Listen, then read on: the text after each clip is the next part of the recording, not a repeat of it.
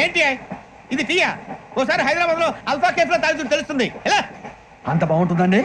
బాగుంటుంది సార్, బ్రహ్మాండంగా ఉంటుందండి. పొద్దునే లేచి అక్కడ ఒక కప్పు టీ తాగింది నా డే స్టార్ట్ అవుతుంది తెలుసా? యా. శ్రావణి గారు, మా బామ్మని మా తాత ట్రైన్ లోనే కలిసారట. మా అమ్మ నాన్న కూడా ట్రైన్ లోనే కలుస్తున్నారట. అవునా? అవును. చాలా విచిత్రంగా ఉంది.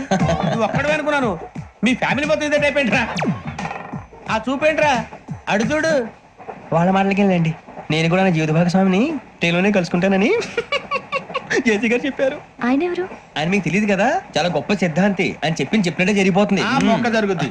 అవన్నీ నమ్మే ఉంటే నీ ఫేస్ లాగే నువ్వు ఏదో కన్నాలేసుకు బతకాల్సి వస్తుందిరా.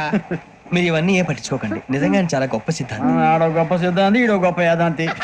బొక్క గారు, ఏంటి? పెద్దలంటే నా గౌరవం కాబట్టి మీరేమన్నా భరిస్తున్నాను. దయచేసి జగదాంబ చౌదరి గారు మాత్రం అనకండి ప్లీజ్.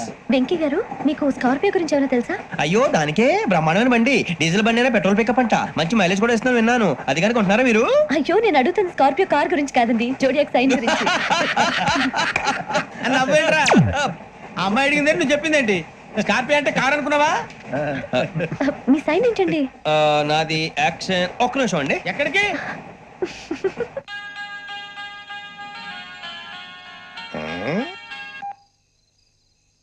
హలో గురుజీ, నేను వెంకిని.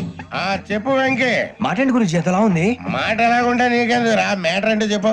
తప్పైపోయింది గురుజీ. ఆ అమ్మాయి ఉంది కదా, ఏ అమ్మాయి రా? అదే నా కాబోయే భార్య. తనేదో జోడేక్ సైన్ అంటుంది. ఏంటి గురుజీ అది? జోడి యాక్సిడెంట్ రాసి రా.